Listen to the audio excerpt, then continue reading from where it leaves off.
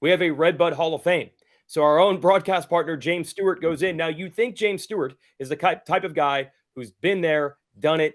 Emotionally, you can't really get to him because he's been celebrated so much. But I can tell you, when he came back to that TV truck 15 minutes after this, he was speechless. He was emotional. It's been 6 years since James has been on a podium, and that podium, nothing like it, man. It really touched him. Yeah, and we have to remember that James was gone for a while, right? We didn't see much of James for a few years after he stepped away from his racing career. And I think he's finding himself and finding his place, not as a racer, but as a personality in the sport and someone that is beloved. So for him to get up on that podium and hear the fans going crazy and all the memories that he's created, not only at RedBud, but for the sport of motocross in general, I think it hits home for him. And I think he's realizing what he means to the sport and how much affection there is from the fans towards James. Yes, and not the only Hall of Fame news. Just a few days before the race, the AMA Motorcycle Hall of Fame announced their 2023 class, and it is filled with riders with ties and people with ties to this sport. So we send congratulations out. Rita Coombs, co-founder of really the Pro Motocross series, along with her husband, Big Dave. I work for them over on the Racer X and the Pro Motocross side. Rita's still around. She still works 7 days a week at these races. She was still signing people up at High Point 2 weeks ago. She goes into the Hall of Fame, one of my favorite people in the industry. There's not much more you can say about Travis Pastrana. He's an icon in and out of motorcycling. He's going to the Hall of Fame. Our buddy Grant Langston, multi-time champion, former broadcast partner, he's in. And Barry Hawk, who is a legend in off-road racing in the GNCC side, but also raced a couple pro motocross races and just missed points. Not bad for a Woods guy and an ATV guy. He's going in. And then Ryan Dungey, which was inevitable. Eventually, Dungey was going to get in. He was even the Grand Marshal at RedBud. So many stories we're going to have to tell here in the fall when they go into the Hall, JT. Yeah, what a class, right? And there's a little bit of everything there, different disciplines, racing side, organizational side. And what an honor. I couldn't imagine the emotions that these people are feeling. We talked about James' emotion, but for all of them, you have to feel just accomplished in all the things around you. And most of the people around you have probably felt this way for a long time, but to be recognized nationally and worldwide for this stuff is, it's a great thing. All right, back to the current day. Let's talk about Feeling Dangerous and Haiden Deegan. We touched on it on the top of the show, but I think you've nailed it pretty well, JT. At this point, stop making any predictions or assumptions of where this kid's going to go. He is so far ahead of schedule. Yeah, I've mentioned it many times. I've been wrong the whole way, and I had to just completely change my perspective. And now there's nothing he can do that surprises me. You know, to win this weekend, I'm not surprised anymore because I've purposely changed my entire outlook for him. He is going to be a superstar if he's not already. And every time we try to put boundaries on him and what he's capable of, we seem to fall short of it. So now he's firmly back in this championship fight, and who knows where the ceiling is for this kid. He just continues to improve week after week, and the trend and the acceleration curve on that improvement is it's really surprising. Yeah, it had all been about the Honda domination lately with the Supercross title sweep and winning all the races in Pro Motocross. But you know that Monster Energy Yamaha Star Racing team is not going to give up. So they got Ferrandis getting better every week in 450s. And as soon as Hunter Lawrence faltered, the Yamaha boys were ready. We ended up with a podium sweep, which was more rare than we thought. It was all blue there in the 250s. Yeah, it's one of those things where I don't think we're going to see it very often. It was just a circumstance thing because Hunter has been so phenomenal. So he would, break that up. And there are other guys like Joe Shimoda that can jump in here. But on that Saturday, things fell into place. Levi Kitchen really stepped up in that second moto. Haiden was great, as we talked about, and Justin Cooper's return from his injury at High Point kind of rounded that podium out. So they had to be pretty excited over at the Blue Tent on Saturday afternoon. It was scary at first with Honda. Good job over there getting an update from Lars Lindstrom as Hunter was exiting the Alpine Stars mobile medic unit. I did see Hunter actually at the airport on Sunday. He's fine. His big fear was he hit his arm so bad it went numb. And then he cut his finger, so he just couldn't feel his hand and saw blood everywhere. He couldn't really catch his breath either because he's had bad ribs already, and he kind of aggravated that. So he's trapped under a bike. He couldn't breathe. He couldn't feel his hand, and he saw blood. He was afraid maybe he had a finger go into a sprocket or a wheel and had a really catastrophic problem. Turned out he's pretty much okay. I don't think it's really going to affect him racing going forward. Just a scary moment. And again, a reminder of how quickly things can change. And I'm going to use this to transition into our points in the Super Motocross World Championship when you combine them together. Now there, Hunter still has a gigantic lead, still over 60-some points or something like that over Haiden Deegan. What's interesting, you see other riders, Justin Cooper's all the way up to 11th when I look at this, and other riders are starting to fall back. Chance Hymas is 12th, but he's not going to race anymore because he tore his ACL. There's going to be so many manifestations of getting into that top 20 and 30 to race for points and money. I don't think the Hunter, he's not thinking about SMX right now.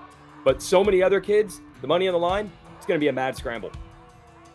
Yeah, it's going to be a really fluid situation. The rider's going to be moving up the chart and down the chart. And I really think the most important part of this is when we get near that top 20 line. That's where a lot of the drama is going to come in. And we don't necessarily know who's going to come back into the series, right? Other people are racing globally. They're going to start looking at the points and be like, oh, I'm going to need to come race a few races to ensure that I make this top 20. So there's going to be a week-to-week scenario that we're going to have to keep our eye on. And that's going to change a lot. And we don't think it's a big deal, but when the riders start looking at the amount of money that's up for grabs, each position that they move up, I can promise you they're going to start to emphasize these points a little bit more than maybe they had in years past. I'll just give you an example. Seth Hamaker comes back from injury, first race of the year. He is now 51st in combined SMX points, and he's about 50 points out of 30th. But it's possible that he could make up 50 points in the 6 rounds that he's going to race with 2 motos each. So that's going to be really interesting, just as a sample of how this SMX thing works. Riders returning, not just in the 250 class with Hamaker, but let's talk Chase Sexton. I mean, that was really the talk going into Redbud. Could he challenge Jet Lawrence? He didn't. Jason Anderson was there. He didn't challenge him either. But at least we're getting them back, and we'll see how this goes in the future. Yeah, I think Chase Sexton had as many questions as we did about how this would go. The last time he faced Jet Lawrence, he was right on his rear wheel, battling to the checkered flag to try to beat him. But that has been several weeks, and Chase took time off. He was resting while all these other riders were improving and getting their form better, their bike better. So surely they're on a better level, and that means Jet, that means Dylan Ferrandis, that means everybody involved. While it's safe to say I think Chase maybe took a step back just from being on the sidelines there. Again, I just think it was a little bit rusty there. Yeah, and Jason Anderson pretty much admitted he was gassed by the second moto. He was tired, overtrained to try to catch up coming into the race, fell flat. Second moto, heat and humidity caught up with him. But again, he's going to get stronger as it goes on, as is Dylan Ferrandis. Kind of quietly, the last 5 laps of the second moto at High Point, he was coming on strong, catching Ken Roczen and Jet Lawrence. And we saw glimpses of that again, I feel, second moto at Redbud. Yeah, Dylan is definitely getting better, and it was interesting. I was trying to prod Jet to give us some insight as to his level of concern, because that's been a question week in and week out with Jet is, okay, Ken Roczen challenged you, Dylan cut it down to a second and a half. Are you really worried, or do you have a lot more that you can kind of lay in here and when you need it, right? And that leads to perfection for Jet Lawrence, not just 10-0 this year, but this is his rookie year. He has literally never lost a race on a 450. That is a new record for a rider moving into a new class in pro motocross, winning the first 10 motos that he's in. We talked about this at the beginning of the show, the perfection thing. Only Carmichael and Stewart can really talk about it, but I don't think it's too early anymore. We have to start talking about this, and we've got an NBC show coming into Southwick. Let's tell the world we got a new sensation on our hands. He's only 19 years old, and he's doing this. Yeah, this has to be a thing. Now, whether or not he completes it or not, that's up to him to decide in the rest of the field. But for him to go 10-0 to start his 450 career is a huge thing, and it really sets him up nicely for whatever comes next, right? He's still trying to figure out, okay, am I beatable? I'm sure at some point, we have to remember this is a 19-year-old kid. He's about to turn 20, but he's got to be thinking like, am I really this good? Or would Tomac be better? Is Sexton not quite there? I don't think he quite knows, because he has never been this dominant. Every time he lines up, whether it's qualifying or a race, he is the first one to cross the finish line. It's been truly remarkable. Let's go to our SMX point standings, combining Supercross and Motocross together for the 450s. Because Cooper Webb didn't race, that was a late piece of information, a late scratch. We found out Thursday night, Friday morning.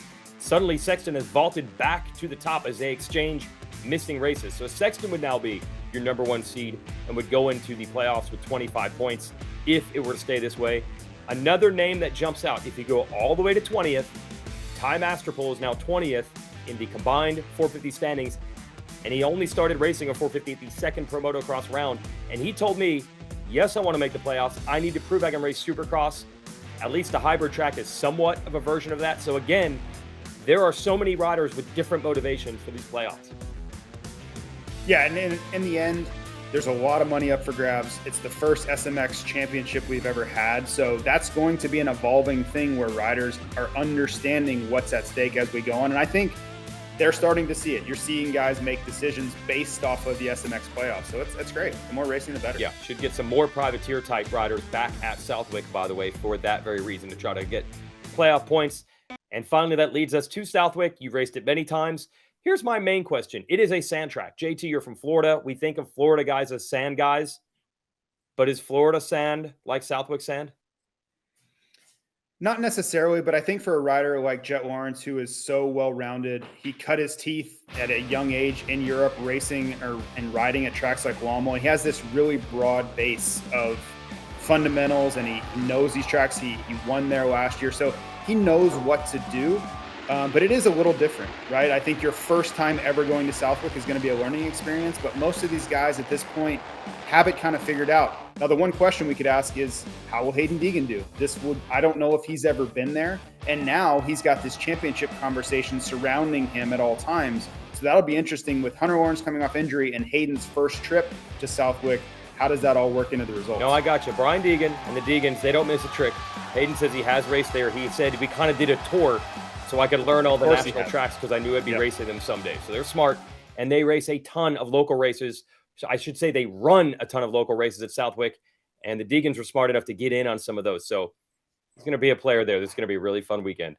All right, real quick, let's get this show on the road going to Southwick. We will make our debut for Pro Motocross on NBC this weekend. We'll have 2 straight hours, first moto coverage of 250s and 450s on NBC. Southwick starting at 1 o'clock Eastern on Saturday. But don't worry, if you have Peacock or the SuperMotocross video pass outside of America, you can still watch all the motos live and uninterrupted on there. And, of course, Race Day Live. Hi, folks. Lee Diffie from NBC Sports here. If you truly enjoyed what you just watched, you can get more news, interviews, and highlights by subscribing to the Motorsports on NBC YouTube page. You can get it all, so go for it.